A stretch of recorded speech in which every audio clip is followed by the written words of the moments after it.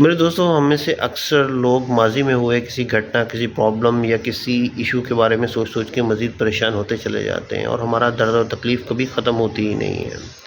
Buddhism के अंदर एक कंसेप्ट मैं पढ़ रहा था, डेथ बाय टू एरो, 2 तीरों से मौत।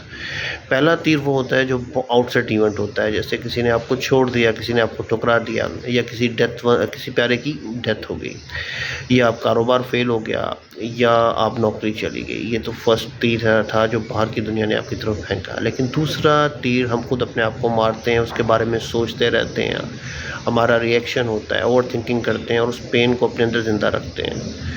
तो दूसरा तीर हमारे कंट्रोल में है। अगर हम अब आउटसाइड इवेंट को एज़ इट इज़ लें, लेसन लें, तो दूसरा तीर को चलने से रोका जा सकता है। अब हमारे अंदर की दुनिया हमारे कंट्रोल में है।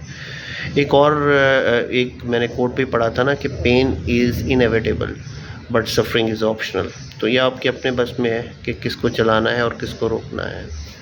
मिलते हैं अगली वीडियो के अंदर।